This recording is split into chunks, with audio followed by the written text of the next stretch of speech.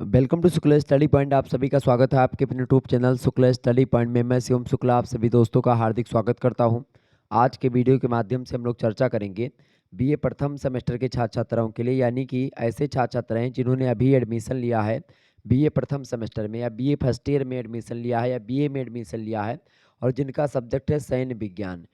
सैन्य विज्ञान का मतलब होता है मिलिट्री साइंस। अगर आपका मिलिट्री साइंस है यानी सैन्य विज्ञान है, तो आपको पढ़ना होगा बीए प्रथम सेमेस्टर में conceptual aspects of war. Conceptual aspects of war को हिंदी में बोलेंगे युद्ध के संकल्पनात्मक पक्ष। तो युद्ध में जो वैचारिकता होती है, जो एक प्रकार से युद्ध में जो नीति होती है, जो स्ट्रेटजी होती है, उसके बारे में आपको यहाँ पर जानना होगा। ठीक है, सिलेबस ऑलरेडी मैं डिस्कस कर चुका हूँ, अगर आप लोगों ने नहीं देखा तो उसको देख लीजिएगा। बाकी 2023 वाले मॉडल पेपर भी आप देख लीजिएगा, बहुत महत्वपूर्ण है वो भी। आज का जो वीडियो है चैप्टर नंबर 1 से है, पहली क्लास है ये 2024 की परीक्षाओं के लिए, आने वाले 25-26 की परीक्षाओं के लिए भी महत्वपूर्ण होगा। और आपको फर्स्ट सेमेस्टर के सैन्य विज्ञान यानी मिलिट्री साइंस के जो फर्स्ट सेमेस्टर में आपको जो पढ़ना है कंसेप्चुअल एस्पेक्ट्स ऑफ वार, उसमें चैप्टर नंबर 1 में आपको पढ़ना पड़ेगा। चूँकि आप पढ़ रहे हैं सैन्य विज्ञान, तो सबसे पहले आप सैन्य विज्ञान की परिभाषा को जानेंगे कि सैन्य विज्ञान होता क्या है। ठीक है, और उसके बाद में सैन्य विज्ञान की प्रकृति और विषय क्षेत्र को हम लोग समझ लेंगे। और इसके अलावा एक चीज़ और आपको यहाँ पर मैं समझाऊंगा, सैन्य विज्ञान की उपयोगिता क्या है, खास करके जो हमारे जीवन में या मनुष्य को सैन्य विज्ञान मनुष्य क्यों पढ़े, या हम सैन्य विज्ञान को क्यों पढ़े, इसकी क्या उपयोगिता है, क्या आवश्यकता है, इस पर भी फोकस करेंगे। क्योंकि प्रश्न आपसे जो पूछेगा लघु उत्तरीय, दीर्घ उत्तरीय, अति लघु उत्तरीय में प्रश्न आपसे, देखिए यहाँ पर कई प्रश्न बन सकते हैं। एक तो आपका प्रश्न ये बनेगा कि सैन्य विज्ञान को परिभाषित कीजिए और इसके विषय क्षेत्र का वर्णन कीजिए। दूसरा प्रश्न ये बनेगा कि दूसरा प्रश्न आपका ये बनेगा कि सैन्य विज्ञान का या सैन्य विज्ञान की उपयोगिता का वर्णन कीजिए। तीसरा प्रश्न आपका ये बनेगा कि सैन्य विज्ञान को परिभाषित कीजिए और इसकी प्रकृति के बारे में बताएं। तो इस प्रकार से कई सारे प्रश्न आपकी परीक्षा में पूछे जाएंगे। उन सभी प्रश्नों के उत्तर आपको इस वीडियो के माध्यम से मिलेंगे और बहुत ही आसान तरीके से हम लोग हर चीज़ों को समझेंगे। तो सबसे पहले हम जानते हैं कि आखिरकार सैन्य विज्ञान होता क्या है, मिलिट्री साइंस कहते किसे हैं। ठीक है, यही आपको जानना है। ये प्रश्न आपकी परीक्षा में 10 नंबर आपको दिलवाएगा। इस वीडियो से आपको लगभग आपका 15 से 20 नंबर का प्रश्न जो है आपका तैयार हो जाएगा, इसी वीडियो से, मात्र एक वीडियो से। ठीक है, तो ऐसे और 2-3-4 वीडियो में दे दूंगा जिनसे प्रश्न आपकी परीक्षा में पूछे गए हैं पिछले 2 वर्षों में। उन चीज़ों को, यानी 2022 और 2023 की परीक्षा में जहां से भी प्रश्न आए हैं, उन सभी प्रश्नों के उत्तर को मैं क्लियर करवाने का प्रयास करूंगा, उन पर चर्चा करूंगा, ताकि आपको मतलब उन प्रश्न के उत्तर को मैं समझाऊंगा ताकि आप आसानी से चीज़ों को जान पाए, समझ पाए। देखें, कैप्टन B.N. मालीवाल जी, इन्होंने कहा सैन्य विज्ञान की परिभाषा को देते हुए कि सैन्य विज्ञान ज्ञान की वह शाखा है जिसमें सैनिक विचारधारा, संगठन सामग्री, कौशल का सामाजिक संदर्भ कौशल का सामाजिक संदर्भ में क्या किया जाता है, अध्ययन किया जाता है। ठीक है, किसका? कौशल का सामाजिक संदर्भ में, संगठन सामग्री का सामाजिक संदर्भ में अध्ययन किया जाता है।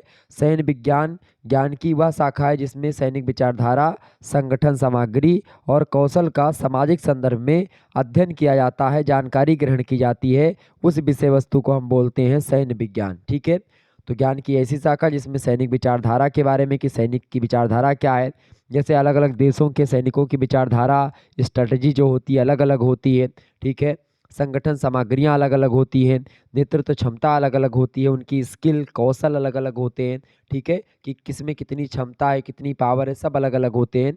उन्हीं सभी का सामाजिक संदर्भ में जब अध्ययन किया जाता है विधिवत रूप से, तो उस प्रकार के शास्त्र या विज्ञान को सैन्य शास्त्र या सैन्य विज्ञान कहते हैं। क्लियर?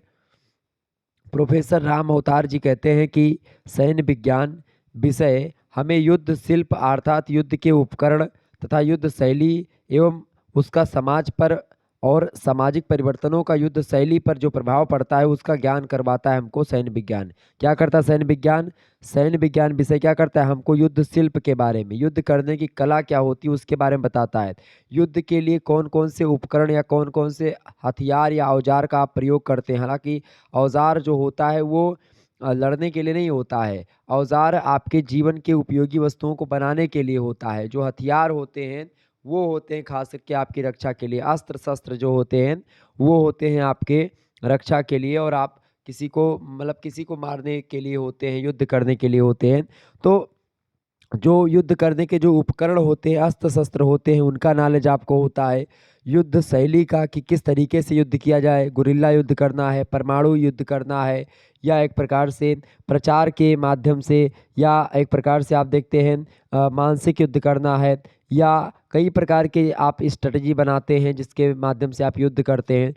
तो यही सब चीज़ें होती हैं। तो सैन्य विज्ञान जो होता है युद्ध शैली सिखाता है, युद्ध शिल्प के बारे में बताता है, युद्ध के उपकरणों के बारे में जानकारी देता है, और उसका खास करके युद्ध शैली का और युद्ध के उपकरणों का और युद्ध शिल्प का क्या करता है, समाज और सामाजिक परिवर्तन का युद्ध शैली पर जो प्रभाव पड़ता है, समाज पर किसका, युद्ध शैली का, या फिर एक प्रकार से युद्ध के उपकरणों का, या फिर युद्ध शिल्प का समाज और सामाजिक परिवर्तन में कितनी भूमिका होती है, क्या प्रभाव पड़ता है, इसी का ज्ञान करवाता है हमको सैन्य विज्ञान। ये बताया प्रोफेसर राम अवतार जी ने।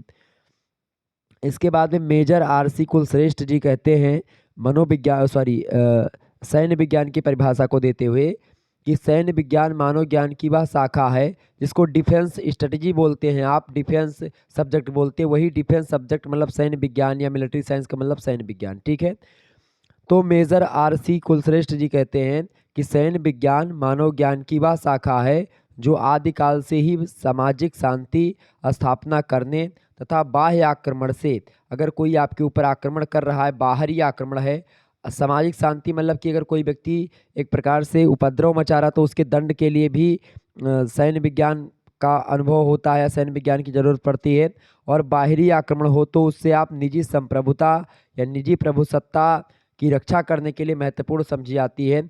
आजकल जो हथियार या जो चीज़ें आपके पास होती है वो अपनी आत्मरक्षा के लिए और निजी प्रभुसत्ता को बनाए रखने के लिए, ताकि कोई दूसरा देश हम पर अपना अधिकार न कर ले हम पर। जैसे आप देखते हैं कि शुरू में जब इंग्लैंड के लोग आए, अंग्रेज लोग आए, व्यापारिक दृष्टिकोण से आए, फिर उसके बाद में वो लोग धीरे धीरे करके हम पर अपना कब्जा जमाने लगे, तो खास करके हमारी प्रभुसत्ता उनके हाथों में चली गई। तो उसी प्रभुसत्ता, उसी सॉवरेनिटी की रक्षा करने के लिए महत्वपूर्ण समझी जाती है क्या, सैन्य विज्ञान, ठीक है। इसके अंतर्गत शांति स्थापन साधनों, सेवा के संगठन, शस्त्र अस्त्रों के प्रयोग और विकास, युद्ध शैलियों का मानसिक, सामाजिक, आर्थिक और राजनीतिक दृष्टिकोण से अध्ययन किया जाता है। किसका भैया, तो सैन्य विज्ञान के अंतर्गत शांति स्थापन साधनों का अध्ययन किया जाता है, सेना के संगठन का अध्ययन किया जाता है, शस्त्र अस्त्रों के प्रयोग और उसका विकास कैसे हुआ है, शस्त्र और अस्त्रों का, उसका अध्ययन किया जाता है, युद्ध की शैलियाँ कौन कौन सी है उसका मानसिक, सामाजिक, आर्थिक और राजनीतिक दृष्टिकोण से, राजनीतिक पॉइंट ऑफ व्यू से, पॉलिटिकल पॉइंट ऑफ व्यू से, इकोनॉमिकल पॉइंट ऑफ व्यू से, सोशल पॉइंट ऑफ व्यू से और मेंटल पॉइंट ऑफ व्यू से, सभी दृष्टि से युद्ध शैलियों का अध्ययन किया जाता है। किसके अंतर्गत, सैन्य विज्ञान के अंतर्गत। तो ये मेजर आरसी कुलश्रेष्ठ जी कहते हैं। इसके अलावा अगर देखें हम तो प्रोफेसर MP समरे जी कहते हैं सैन्य विज्ञान की परिभाषा को देते हुए कि सैन्य विज्ञान युद्ध नीति, समरतंत्र तथा प्रशासन विद्या का विज्ञान है। क्या है भैया, सैन्य विज्ञान जो होता है युद्ध नीति का विज्ञान है, समरतंत्र का विज्ञान है और प्रशासन विद्या का विज्ञान है। इन तीनों चीज़ों का विज्ञान है सैन्य विज्ञान को। इसमें युद्ध नीति के बारे में जानकारी मिलती है, समरतंत्र के बारे में जानकारी मिलती है, समरतंत्र क्या है इसको लेकर के मैं चर्चा करूँगा। इसके अलावा प्रशासन जो है, प्रशासन की जानकारी भी हमको सैन्य विज्ञान के द्वारा ही संभव हो पाती है। तो ये सब हैं एक प्रकार से सैन्य की चीज़ें जो मैंने आपको बताई, मतलब सैन्य विज्ञान की परिभाषा, सैन्य विज्ञान के अंतर्गत हमको क्या क्या जानना होता है, क्या क्या पढ़ना होता है, ये सारी चीज़ें आपको यहाँ पर जानने को मिली। आगे बढ़ते और भी चीज़ों को जानने का प्रयास करते हैं। बहुत ही इंपॉर्टेंट प्रश्न है आपकी परीक्षा की दृष्टि से।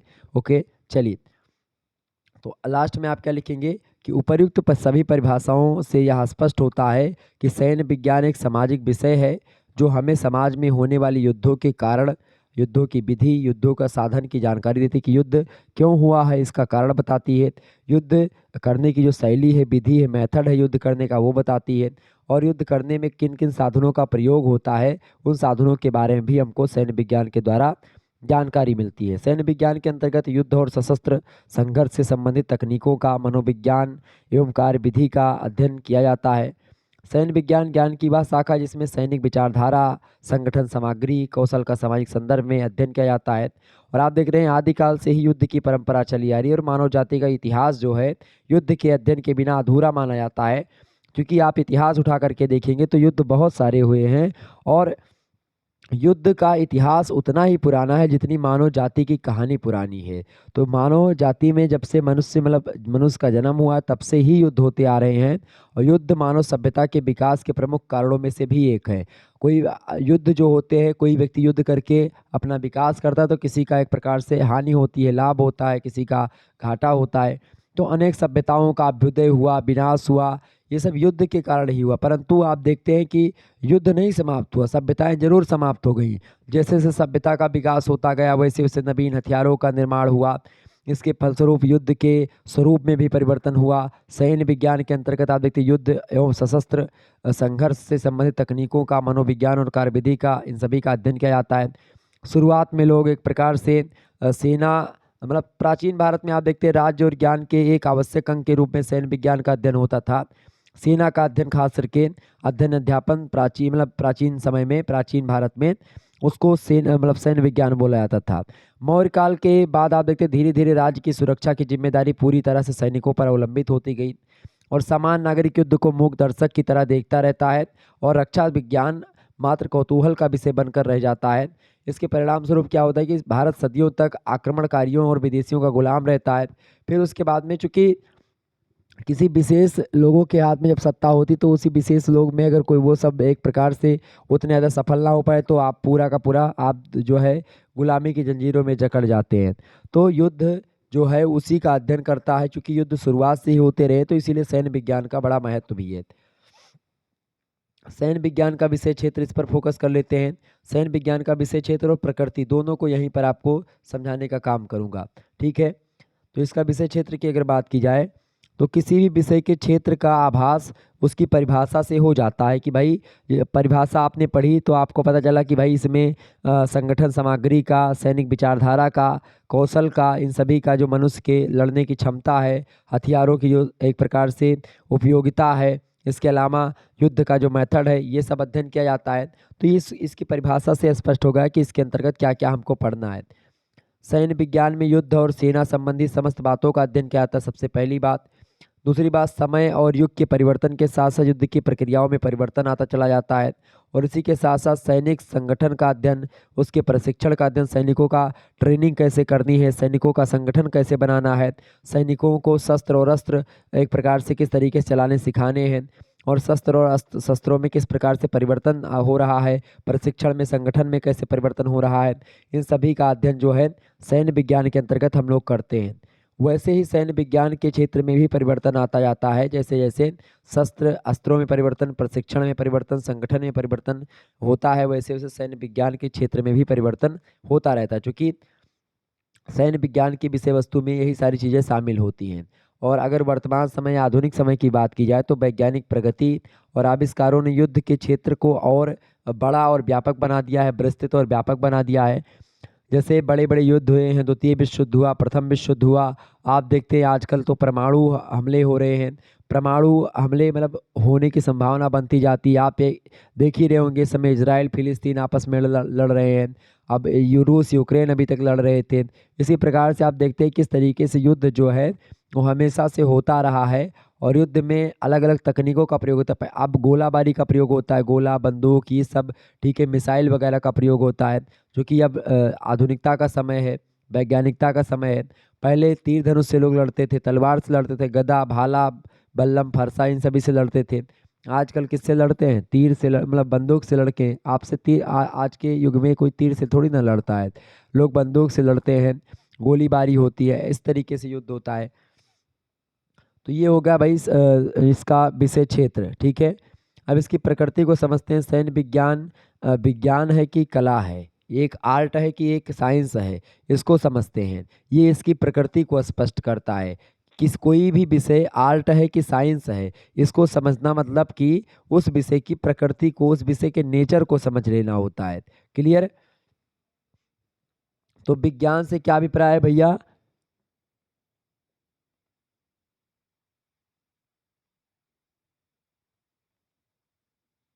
विज्ञान से क्या अभिप्राय है? विज्ञान से अभिप्राय है किसी भी विषय के नियमानुसार अध्ययन से, क्रमबद्ध अध्ययन से। अगर क्रमबद्ध अध्ययन किसी भी चीज का किया जाता है तो इसका मतलब है कि वह विषय वस्तु वैज्ञानिक है।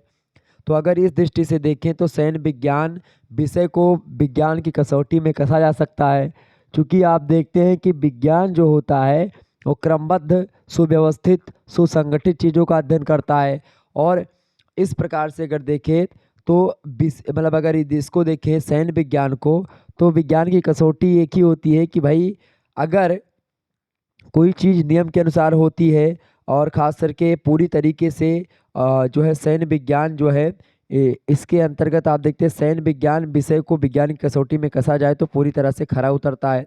क्योंकि इसके अंतर्गत सेना के संगठन का, सेना के शस्त्र और अस्त्रों का, युद्ध कला का, कूट योजना का, प्रबंध का, समरतंत्र का, इन सभी का अध्ययन एक क्रम से किया जाता है। और इस दृष्टि से देखें तो ये एक साइंस है, एक विज्ञान है। जिस प्रकार विज्ञान के कुछ सिद्धांत एवं नियम होते हैं, ठीक उसी प्रकार से या और उन्हीं के आधार पर कार्रवाई की जाती है। उद्देश्य की प्राप्ति उसी के नियम के अनुसार की जाती है। इसी प्रकार से सैन्य विज्ञान के अंतर्गत भी क्या होता है, युद्ध के कई सारे सिद्धांत होते हैं जिनका पालन करना मतलब उद्देश्य की प्राप्ति असंभव, मतलब कि अगर उनका आप उन उद्देश्यों की या उन चीज़ों का आप जिन नियमों का पालन नहीं करेंगे तो आपको उद्देश्य प्राप्ति नहीं होगी और आपको युद्ध से बहिष्कृत कर दिया जाएगा। विज्ञान भी उन विषयों को कहते हैं जिनके नियमों में सत्यता की जांच प्रयोगशालाओं में की जा सके और नियम शाश्वत और सत्य हों। कला उन विषयों को कहते हैं।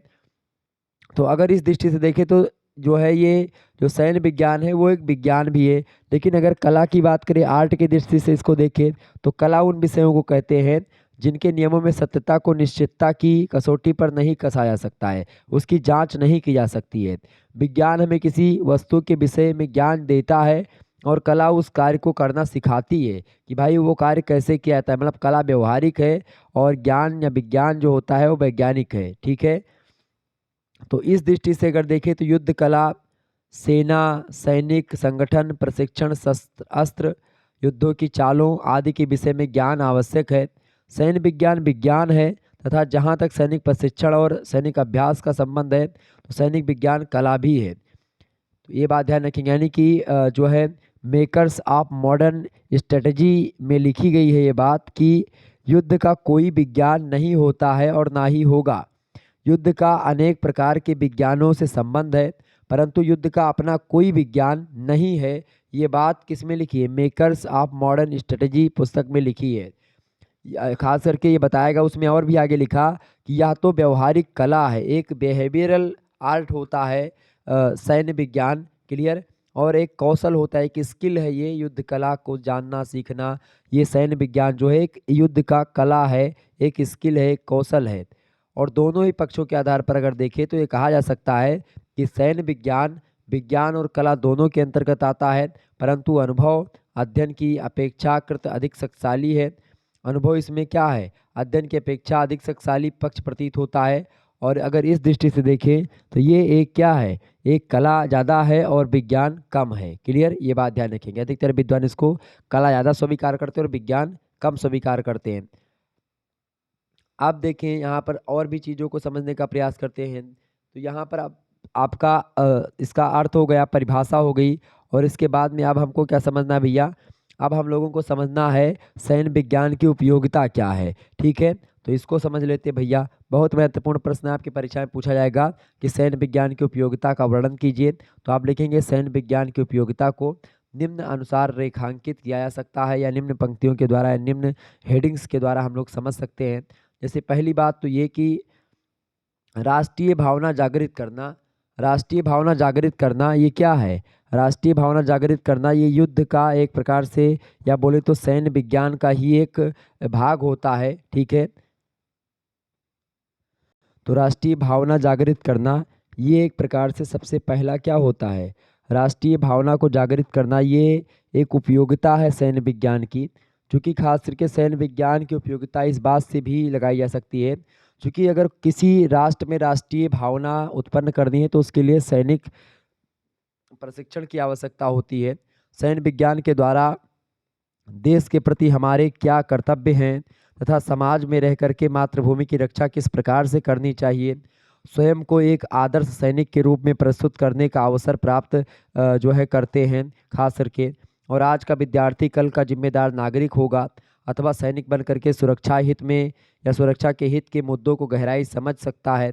तो इस दृष्टि से अगर देखें तो राष्ट्रीय भावना जागृत करना ये एक प्रकार से सैन्य विज्ञान का काम होता है और सैन्य विज्ञान के द्वारा ही ये सारी चीज़ें संभव हो पाती हैं।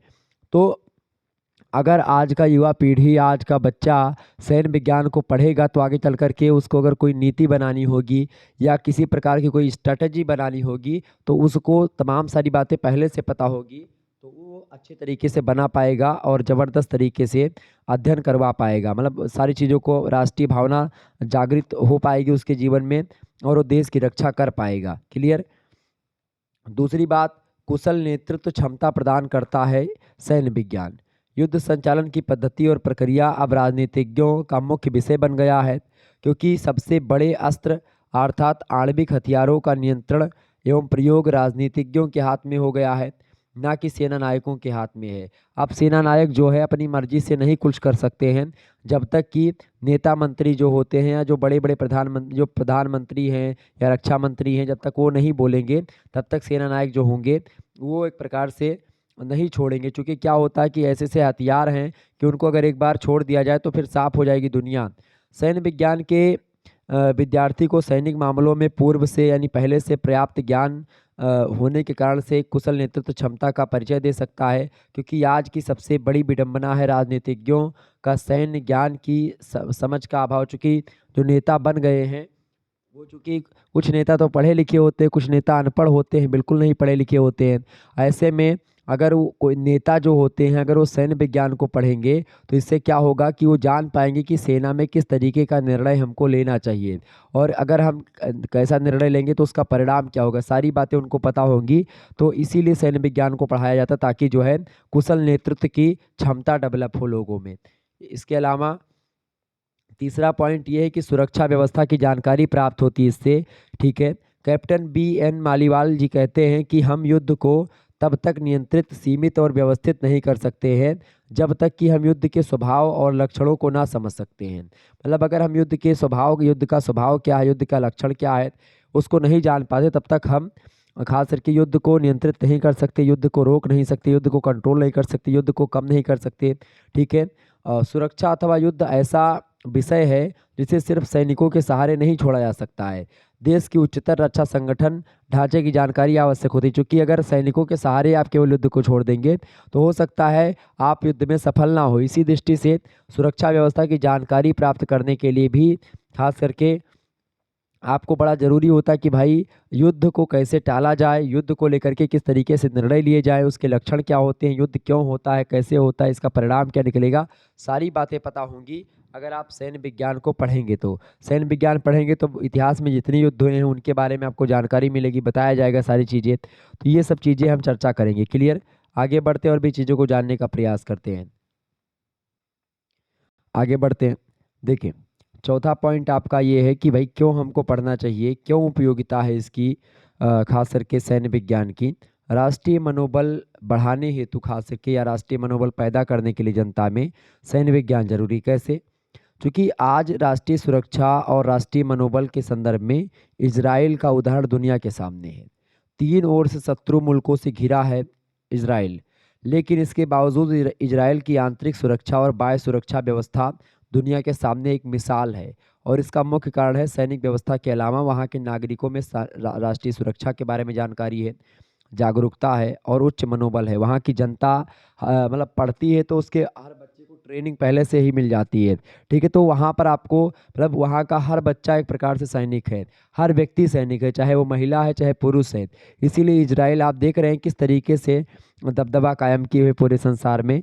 आज सैन्य मोर्चे पर देश के नागरिकों के द्वारा लगातार मिल रहे सहयोग से सेना का मानसिक स्तर जो होता है वो उच्च हो जाता है और राष्ट्रीय मनोबल बढ़ता है। और इसका मेन कारण है कि वहाँ पर सैन्य विज्ञान या मिलिट्री साइंस की शिक्षा लोगों को दी जाती है, कॉलेज में ही प्रदान करवा दी जाती है। स्कूल कॉलेज मतलब स्कूल से ही उनको इस प्रकार की शिक्षा दी जाती है ताकि जो है वो लड़ने मतलब कि एक प्रकार से अगर आपातकालीन स्थिति में अपने देश के लिए वो जो है हथियार उठाने में सक्षम हो पाएँ। पाँचवीं बात इसलिए हम इसको कह सकते हैं कि भाई उपयोगी है इसको पढ़ना हमको, सैन्य विज्ञान को, चूँकि शांति और सुरक्षा की स्थापना करने के लिए भी बहुत ज़रूरी होता है सैन्य विज्ञान। जैसे आजकल नक्सलवाद, आतंकवाद, उग्रवाद, भाषावाद, सांप्रदायिकतावाद, प्रादेशिकता, जनजातीय विद्रोह जैसी तमाम प्रकार की समस्याओं का हल सैनिक माध्यम से नहीं निकाला जा सकता। आप लड़ भिड़ करके आप जो है नक्सलवाद को नहीं ख़त्म कर सकते, आप वहाँ नक्सलवादियों को मार करके समस्याओं को नहीं हल कर सकते हैं। आप सीधे उनसे बात करके या एक प्रकार से उनको आश्वासन दे करके कि आपकी मांगें पूरी की जाएंगी। आतंकवाद को एक प्रकार से आप ख़त्म करने के लिए पूरा दुनिया लगी है, कहाँ ख़त्म हो पा रहा है आतंकवाद। तो इसके लिए हमको समझना पड़ेगा कि आखिरकार आतंकवाद पनपता क्यों है, उसकी जड़ तक हमको जाना पड़ेगा, उसकी तह तक हमको जाना पड़ेगा, तभी हम चीज़ों को जान पाएंगे। और इसके लिए हमको बहुत ही मेहनत करनी होगी सैन्य विज्ञान के क्षेत्र में, हमको मेहनत करनी होगी मिलिट्री साइंस के क्षेत्र में। लोगों को बताना पड़ेगा कि भाई मिलिट्री साइंस ये चीज़ होती। जब लोग पढ़े लिखे होंगे अच्छे तरीके से तो वो इस प्रकार की गतिविधियां नहीं करेंगे। और खास करके सैनिक माध्यम से आप इसका हल नहीं निकाल सकते नक्सलवाद का, आतंकवाद का, उग्रवाद, भाषावाद, संप्रदायवाद और क्षेत्रवाद का। ना ही इससे ये सभी समस्याएं समाप्त होने वाली हैं, और ना ही शांति और सुरक्षा की स्थापना आप युद्ध के माध्यम से केवल कर सकते हैं। इसके लिए ज़रूरी है कि एक विश्वास का वातावरण पैदा करना, उपयुक्त समस्याओं के हल के लिए उनके तह तक जाकर के मूल कारणों के तार्किक और व्यवहारिक उपाय को ढूंढना होगा कि आखिरकार क्या कारण है इसके, क्यों नक्सलवाद बढ़ रहा है, क्यों आतंकवाद बढ़ रहा है, क्यों संप्रदायवाद इस समय बढ़ रहा है, क्यों धर्म को लेकर के एक दूसरे को लोग एक प्रकार से मारने काटने पर तुले हुए हैं, क्यों एक प्रकार से क्षेत्रवाद के नाम पर लगातार दंगे और ये सब हो रहे हैं। इन सभी का उपाय ढूंढना पड़ेगा, ये ना हो इसके लिए उपाय हमको करना पड़ेगा, इसके समाधान करना पड़ेगा। सैन्य विज्ञान आंतरिक और बाह्य सुरक्षा समस्याओं के कारण को बताता है, उसका प्रभाव क्या पड़ता है उसको बताता है, और उसका उपाय क्या है समस्याओं का, उस उपाय पर भी फोकस करता है। इस प्रकार से जिससे क्या होता है वर्तमान संदर्भ में अध्ययन की नितांत आवश्यकता है किसकी, सैन्य विज्ञान की। और इसके कारण से आपको मतलब सैन्य विज्ञान अगर आप पढ़ेंगे तभी इन चीज़ों का आप सही हल निकाल पाएंगे। तो ज़रूरी है कि आज की युवा पीढ़ी सैन्य विज्ञान को पढ़े और समझे। क्लियर। छठा पॉइंट ये है कि युद्ध के रोकथाम में, युद्ध को रोकने में, युद्ध को कंट्रोल करने में बहुत महत्वपूर्ण भूमिका होती है सैन्य विज्ञान की। प्रसिद्ध सैन्य विचारक हैं लिटिल हार्ट, वो कहते हैं कि यदि शांति चाहते हो तो युद्ध को समझो। ठीक है, अगर जीवन में या देश में शांति को मतलब शांति मतलब युद्ध, शांति अगर चाहते हो आप कि भाई शांति रहे, युद्ध ना हो, तो सबसे पहली बात है कि युद्ध होता क्या है इसको जानो। विश्व में युद्ध के रोकथाम के लिए सबसे आवश्यक बात यह है कि युद्ध के कारण, प्रभाव और परिणाम, किन कारण से युद्ध हुआ है उसको समझो, क्या प्रभाव पड़ा उस युद्ध का उसको समझो, और परिणाम समझो। क्योंकि आप प्रथम विश्व युद्ध और द्वितीय विश्व युद्ध का कारण और परिणाम आपने समझा, इसीलिए आप देखते हैं आजकल तृतीय विश्व युद्ध की तरफ अभी देश नहीं बढ़ा है। लेकिन आप देखेंगे अगर इन चीज़ों को लोग परिणाम को भूल जाते, द्वितीय विश्व युद्ध में परिणाम क्या हुआ था, जापान के नागासाकी और हिरोशिमा में बम गिरा था, परमाणु बम अमेरिका ने गिराया था। तो उसका परिणाम क्या हुआ, परिणाम लोगों ने समझा कि भाई अगर ये बम गिरेगा तो फिर क्या होगा, बहुत ज़्यादा दिक्कतें आएंगी, जनजीवन या सामान्य जीवन जो होगा एकदम से बेकार हो जाएगा, सारी चीज़ें ध्वस्त हो जाएंगी, बहुत ज़्यादा जनधन हानि होगी। ठीक है, बच्चे बहुत दिनों की तक एक प्रकार से विकलांग पैदा होते हैं, आपने देखा होगा नागासाकी और वहाँ पर। क्लियर। तो ये सारी चीज़ें जो हैं वो आप तभी जान पाएंगे जब आप सैन्य विज्ञान को पढ़ेंगे समझेंगे। तो सैन्य विज्ञान का मतलब सैन्य विज्ञान पढ़ने से आप युद्ध का क्या कारण रहा है उसको समझेंगे, युद्ध का क्या प्रभाव पड़ा उसको जानेंगे, और युद्ध के क्या परिणाम निकला उसको भी जानेंगे। और इस पर गहन चिंतन होगा, मनन होगा, चर्चा पर चर्चा होगी, और इस विषय के अध्ययन से विश्व विनाश को रोकने से भी खास करके सक्रिय सहयोग मिलेगा। आज विश्व के पास इतने घातक और इतने विनाशक हथियार उपलब्ध हैं कि सारी की सारी पृथ्वी को हजारों बार अगर नष्ट करना हो तो ऐसे ऐसे हथियार बना दिए हैं लोगों ने कि वो नष्ट हो सकते हैं। पूरी की पूरी पृथ्वी को अगर कई बार एकदम से नष्ट करना हुआ, हजारों बार अगर पृथ्वी को नष्ट करने की बात आए तो इतनी ज़्यादा शक्ति है लोगों के पास कि वो नष्ट हो सकते हैं। पूरी की पूरी पृथ्वी को कई बार नष्ट किया जा सकता है, इतने हथियार बनाए जा चुके हैं लोगों के द्वारा, मतलब देशों के द्वारा। तो इससे ज़रूरी है कि भाई हम कारण और परिणाम और जो है इसका जो खास करके युद्ध का क्या प्रभाव पड़ता है जनजीवन पर और भारत देश मतलब किसी भी देश पर, तो उसको उसके प्रभाव को समझें, तभी हम युद्ध को रोक पाएंगे। और इसके लिए ज़रूरी है सैन्य विज्ञान का अध्ययन। सातवीं बात इसलिए एक प्रकार से सैन्य विज्ञान उपयोगी है कि शक्ति संतुलन बनाए रखने के लिए। युद्ध का एक बड़ा कारण है शक्ति शून्यता है, क्योंकि अगर शक्ति शून्यता होगी, लोग लोग बिना डरे सारी चीज़ें करेंगे, हर एक देश अपनी मनमानी करेगा तो युद्ध जरूर होंगे। लेकिन जब एक प्रभुत्व होगा शक्ति का तो फिर युद्ध कम होंगे। इतिहास हमें बताता है कि निर्बल पर हमेशा शक्तिशाली जो राष्ट्र है उसने आधिपत्य कर लिया है, राज्य करने के लिए अत्याचार किया गया है। सैन्य विज्ञान हमें यह सिखाता है कि न्यूनतम प्रतिरोधक क्षमता बनाए रखने के लिए शक्ति संतुलन आवश्यक है।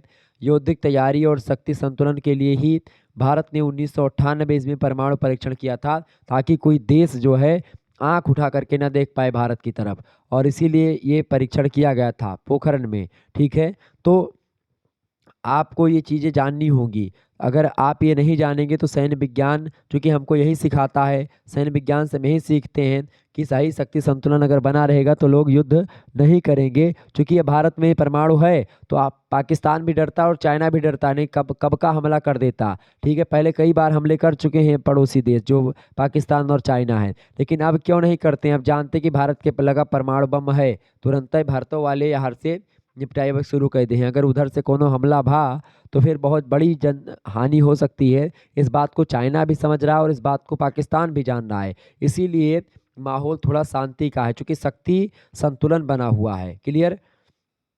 आठवीं बात, शक्ति संतुलन का मतलब सभी देश जो होंगे, जब अपने आप मतलब सभी देशों के पास बराबर शक्ति होगी तो कोई देश किसी से नहीं लड़ेगा। लेकिन अगर कोई देश जो है तो ज़्यादा शक्तिशाली हो जाएगा और बगल वाला देश थोड़ा कम होगा तो हमेशा उसको धौंसाता रहेगा, डराता रहेगा। इस प्रकार चीज़ें होती हैं। असैन्य मोर्चे की तैयारी, आठवां पॉइंट है सैन्य विज्ञान की उपयोगिता को लेकर के। असैन्य मोर्चे की तैयारी, क्योंकि आधुनिक युद्ध संपूर्ण युद्ध होते हैं और जिसमें अपरंपरागत युद्ध शैली के अस्त्र शस्त्र का प्रयोग किया जाता है। युद्ध के केंद्र में सैन्य एवं नागरिक ठिकाने दोनों हो सकते हैं। रण क्षेत्र में मोर्चा संभाल रहे सैनिकों के लिए संभव नहीं कि इतनी बड़ी आबादी की हर जगह मदद की जा सके, अतः नागरिक सुरक्षा के उपायों की विस्तृत जानकारी सैन्य विज्ञान के माध्यम से ही मिलती है कि भाई नागरिकों को अगर युद्ध की स्थिति बनती भी है तो अपने देश के नागरिकों को कैसे सुरक्षित रखा जाए, उनको सुरक्षित स्थान पर कैसे पहुंचाया जाए, ये बात जो है बताई जाती है, ये बात समझाई जाती है, सैन्य विज्ञान में बताया जाता है। क्लियर?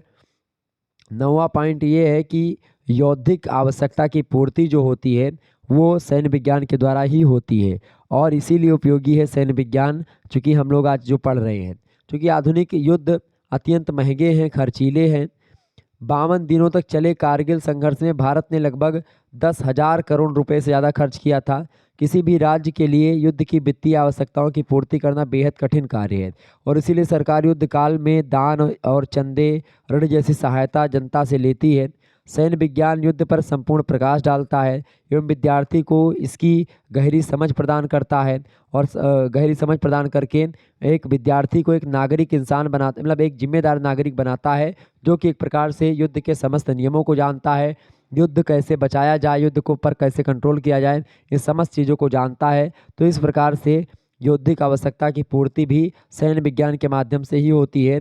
और चूँकि अगर युद्ध होगा तो बहुत रुपया पैसा खर्च होगा और इसके लिए मतलब आप अगर युद्ध का कंट्रोल बहुत ज़्यादा होगा, मतलब युद्ध अगर अगर पूरा देश मिल करके, सभी देश मिल करके अगर ये नियम बना ले, कोई भी देश किसी दूसरे देश पर आक्रमण नहीं करेगा और कभी भी कोई दिक्कत नहीं आएगी इस मामले में, तो कहीं ना कहीं पे जो देश, बहुत सारे देश जो बंदूक खरीदने में और गोलाबारी खरीदने में अपना रुपया पूरा खर्च कर रहे हैं, वो गरीब जनता को खिलाने के लिए खर्च कर देंगे, वो भोजन पर खर्च कर सकते हैं, वो अन्य चीज़ों पर खर्च कर सकते हैं, वो अपने देश का विकास करते सकते हैं। लेकिन बहुत सारा रुपया जो होता है युद्ध पर खर्च हो जाता है और ऐसी स्थिति में हर एक राष्ट्र जो होता है अपने जो है वित्तीय कोष का लगभग बहुत ज़्यादा परसेंट जो होता है वो खास करके रक्षा बजट पर लगा देता है। तो रक्षा बजट को एक प्रकार से नियंत्रित करना ये भी एक प्रकार से सिखाता है सैन्य विज्ञान हमको। तो कई मामलों में हमको जानकारी प्रदान करता है सैन्य विज्ञान और इस दृष्टि से हम लोग इसको पढ़ते हैं। तो ये हो गया आपका भैया क्या, ये हो गया आपका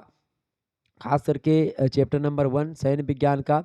तो आज के वीडियो के माध्यम से हम लोगों ने सैन्य विज्ञान की परिभाषा को जाना और सैन्य विज्ञान की विषय क्षेत्र, सैन्य विज्ञान की प्रकृति और सैन्य विज्ञान की उपयोगिता के बारे में हम लोगों ने समझा जाना। तो आपसे अगर प्रश्न पूछेगा तो आप आसानी से इन चीज़ों को बता पाएंगे। 1 से 2 बार वीडियो को देख लीजिएगा, आपका डाउट सारा क्लियर हो जाएगा। धन्यवाद, मिलते हैं फिर नेक्स्ट वीडियो में। तब तक के लिए जय हिंद, जय भारत। आप सभी का बहुत बहुत धन्यवाद हमारे से जुड़ने के लिए। इसी प्रकार से अपना प्यार हमेशा बनाए रखिएगा। Good night all of you. बहुत बहुत धन्यवाद। वीडियो को लाइक और चैनल को सब्सक्राइब कर दीजिएगा।